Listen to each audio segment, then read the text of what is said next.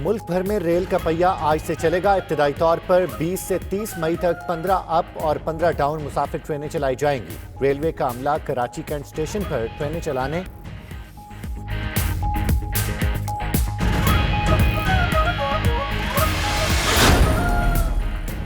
Transporters अपने मौक़िफ़ पर डट गए। हुकूमती एसओपी के तहत ट्रांसपोर्ट चलाने से फिर इनकार। लाहौर में ट्रांसपोर्टर्स की तंजीमों का इजलास।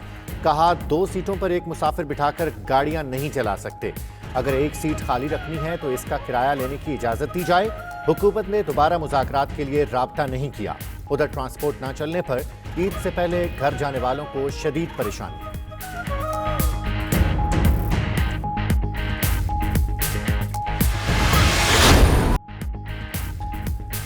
जुमा हफ्ता और इतवार पंजाब के बाद सिंध में भी होगा कारोबार। सुप्रीम कोर्ट के फैसले के नतीजे में कराची समेत सिंध भर में शॉपिंग मॉल्स भी खुल गए। औकातकार सुबह 8 से शाम 5 तक मुकर्रर किए गए। ताजरों का कहना है कि 40 से जायद शॉपिंग मॉल्स में 20,000 दुकानों पर कारोबार बहाल हो गया। चांद रात तक मार्केटें अफ्तार से रात 12 बजे तक खोलने की इजाजत दी जाए।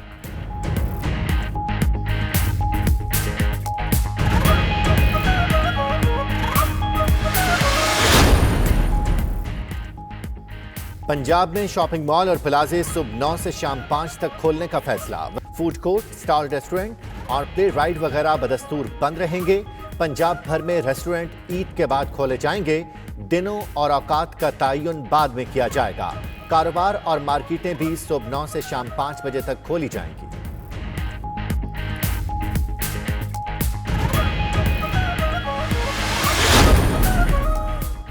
हफ्ता इतवार को लॉकडाउन खोलने का हुक्म सिर्फ ईद तक के लिए दिया। सुप्रीम कोर्ट ने वजाहत कर दी कि सिंध हुकूमत के फैसलों में तजाद है।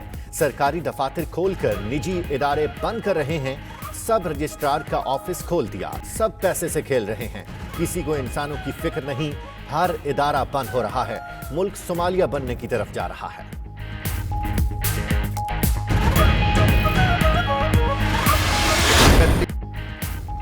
नैब ईद के बाद हुकूमत और अपोजिशन दोनों तरफ झाड़ू फेरेगा।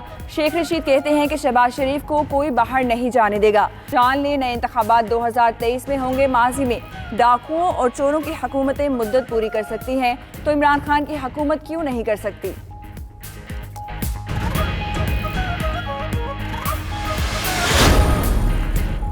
नैब के होते हुए मुल्क नहीं चल सकता। शाहिद खाकान कहते हैं नैब रेफरेंस के बाद पूरा खानदान मुतासिर होता है। कारोबार नहीं कर सकते, असासे नहीं बेच सकते।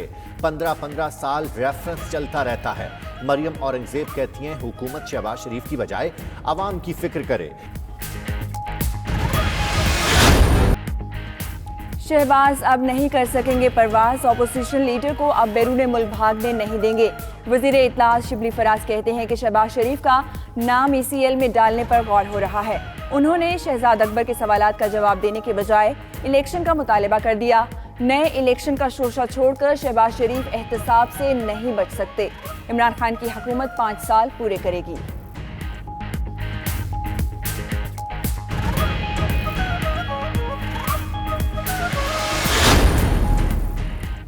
सिंध असेंबली में अपोजिशन लीडर फिरदौस शमीम नकवी का गवर्नर राज का मुतालबा। कहते हैं आर्टिकल 149 के तहत विफाक सिंध में कंट्रोल करे।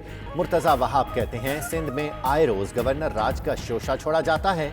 क्या खैबर पख्तूनख्वा में फरिश्ते हुकूमत कर रहे हैं। कमर जमान कायरा बोले सिंध में गवर्नर राज लगाने का शौक पूरा करके देख लें।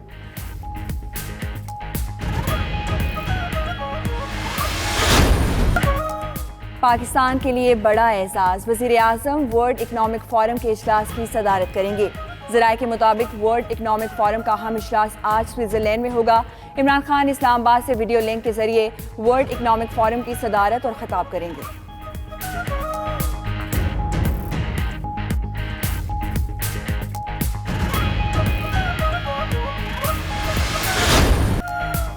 वज़ीर आला उस्मान बुज़दार ने पंजाब में पहली लोकल गवर्नमेंट अकेडमी का संग बुनियाद रख दिया। लाहौर में local government academy Asian development bank के इश्तराक से तामीर की जाएगी। उस्मान बुज़दार कहते हैं महकमे बल्दियात को दौरे हाजिर के तकाज़ों के मुताबिक अपग्रेड किया जाएगा।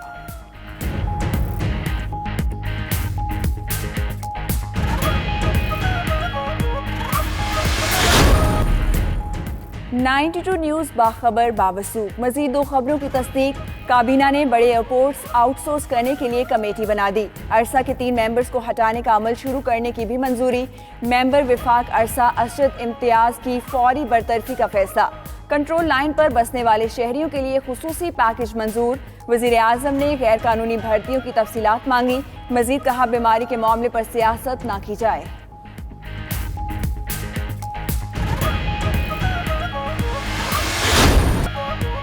मॉस्को की कैथेड्रल मस्जिद रूस और यूरोप की सबसे बड़ी और बुलंद तरीन मस्जिद है।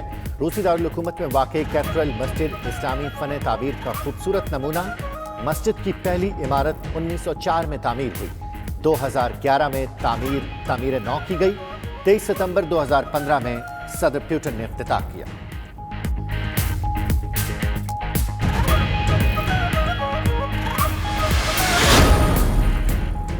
खेलों के मैदान जल्द दोबारा आबाद होने की उम्मीद।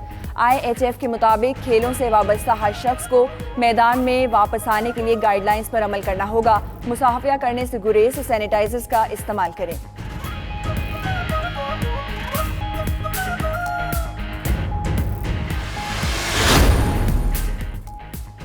और टेनिस स्टार एहसामुल हक की इमदादी मुहिम। क्रिकेटर कामरान अकमल ने अपना दस्तखतशुदा बैट अतिया कर दिया।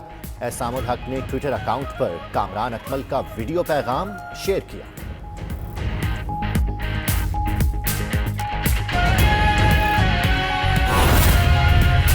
दूसरी जो बॉडी कॉर्पोरेट है, तो जब ये हो जाएगा और इसके लिए 30 जून इस साल की तारीख रखी गई है कि वो इसकी जो लीगल फ्रेमवर्क है उसको क्लैरिफाई करें, सो दैट इसको फिर हम इसकी हम टेंडरिंग कर सकें और हम उसके इंटरनेशनल पार्टीज़ के साथ उसके बारे में हमारी कोई प्रोग्रेस हो और उसको प्राइवेटाइज उसको आउटसोर्स करने के लिए वो किया जाए, स्टेप्स लिए जाएं।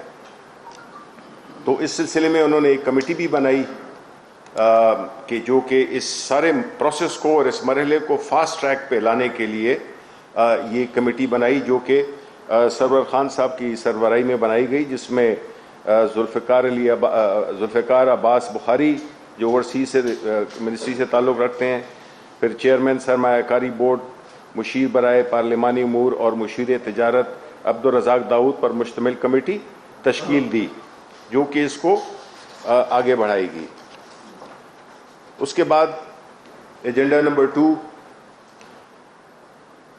उसमें सिक्योरिटीज़ एंड एक्सचेंज कमीशन के बोर्ड के चेयरमैन की तैनाती का फैसला हुआ, की मंजूरी दी गई, जिसमें कि एस मसूद अख्तर नकवी को सिक्योरिटीज़ एंड एक्सचेंज कमीशन के बोर्ड का चेयरमैन बनाया गया।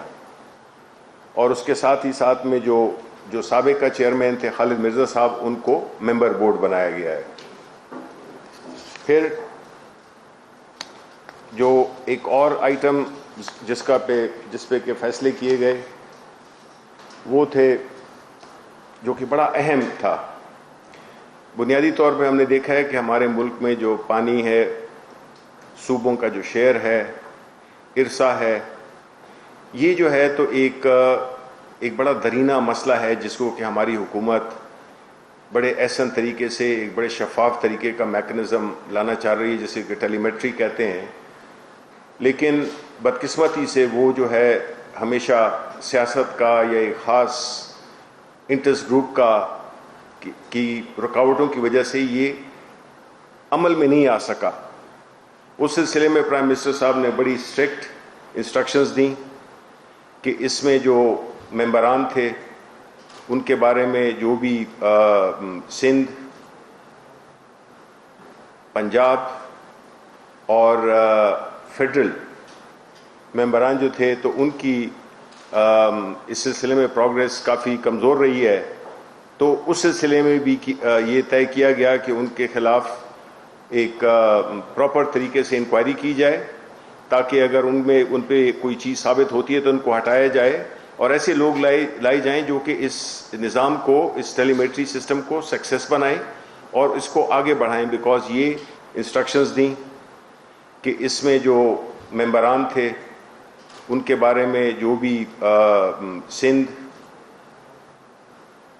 पंजाब और फेडरल मेंबरान जो थे तो उनकी इस सिलसिले में प्रोग्रेस काफ़ी कमज़ोर रही है, तो उस सिलसिले में भी ये तय किया गया कि उनके खिलाफ एक प्रॉपर तरीके से इंक्वायरी की जाए, ताकि अगर उन पे कोई चीज़ साबित होती है तो उनको हटाया जाए और ऐसे लोग लाए जाएं जो कि इस निज़ाम को, इस टेलीमेट्री सिस्टम को सक्सेस बनाएं और इसको आगे बढ़ाएं, बिकॉज ये